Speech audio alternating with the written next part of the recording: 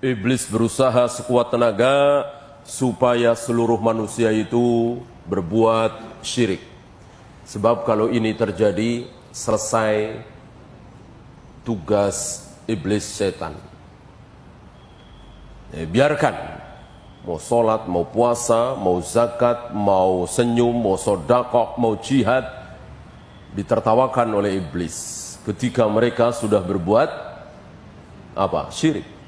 Kan percuma sholat, percuma puasa, zakat, haji dan seterusnya kalau dia berbuat syirik. La in asyrakta la yahbatanna a'maluka. Kalau kalian berbuat syirik, seluruh amalmu hapus. Ya, ini langkah pertama. Iblis tidak akan menempuh langkah kedua, ketiga, keempat dan seterusnya sebelum langkah pertama ini gagal. Itu dia. Ketika langkah pertama ini gagal, baru iblis menempuh langkah kedua. Apa langkah kedua? Bid'ah. Langkah kedua bid'ah. Bukan zina, khamar, judi, membunuh, korupsi, bohong, tidak. Langkah kedua adalah bid'ah. Salat, puasa, zikir, wirid, tawaf, sa'i, manasik haji yang tidak pernah dicontohkan oleh Nabi SAW. Ini langkah kedua. Kenapa? Bukan zina, khamar, judi dan seterusnya. Karena zina, khamar, judi dan seterusnya diketahui oleh pelakunya bahwa itu buruk. Mana ada orang minum khamar dan dia nggak tahu kalau minum khamar itu haram. Mana ada orang berjudi dan dia tidak tahu kalau judi itu haram. Ya, kalau bid'ah kan ada, bahkan semuanya. Oh, baru tahu saya kalau maulid Nabi itu haram. Oh, baru tahu saya kalau mentahlilkan kematian 3 hari, 7 hari, 40 hari itu haram. Banyak sekali ya.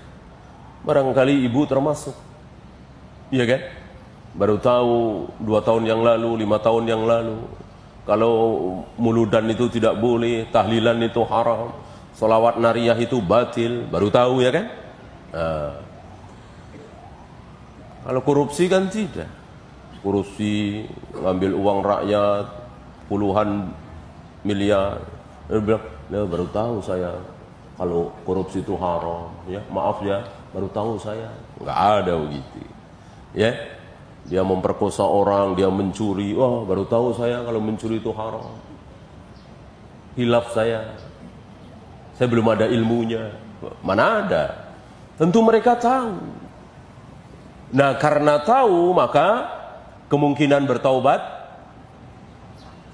bertaubat besar sekali. Orang tahu kok. Beda dengan bid'ah, kemungkinan bertaubat kecil sekali. Orang nggak merasa salah. Maka ibu yang dulu sholawatan nariyah, tahlilan, muludan, kok sekarang tahu itu haram, tobat, alangkah besar keuntungannya, alangkah bahagia sekali, alangkah beruntung sekali. Dan itu kan 1-2. Ibu-ibu yang seperti itu 1-2 dibanding dengan yang terus bertahan sampai hari ini, terus baca sholawat nariyah, terus muludan, terus tahlilan, terus melakukan ibadah-ibadah bid'ah, ribuan bahkan jutaan. Yang taubat, yang akhirnya tahu lewat pengajian-pengajian, bacaan, ceramah, 1-2 dibanding dengan yang tidak bertaubat.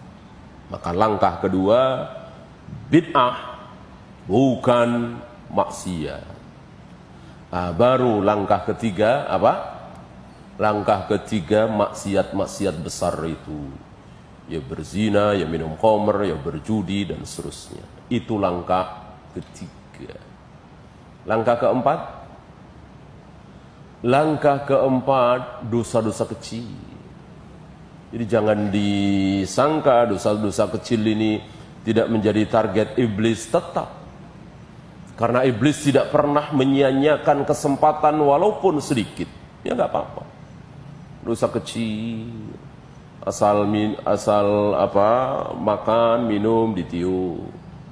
Asal bangun tidur mencelupkan tangannya ke bejana air. Itu kan haram, dilarang. Tapi dosa kecil. Masih ingat perbedaan dosa besar dengan dosa kecil? Masih ingat? Apa? Dosa besar adalah larangan Allah dan Rasulnya yang disertai dengan ancaman. Apa ancamannya? Macam-macam. Bisa neraka, bisa siksa kubur, bisa tidak akan dilihat oleh Allah, tidak akan diajak bicara oleh Allah, tidak akan diampuni oleh Allah, diserupakan dengan Yahudi dan Nasrani, tasyabbuh. Ya, ancamannya macam-macam.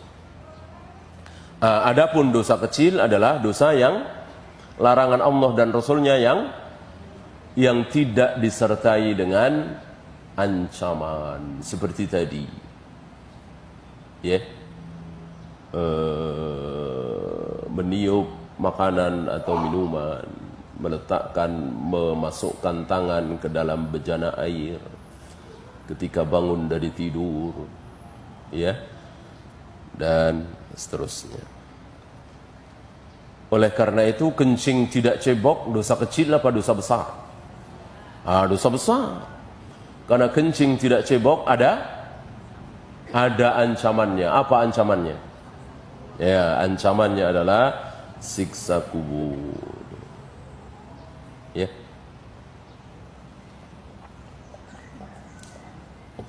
Yang kelima baru amalan-amalan mafdul.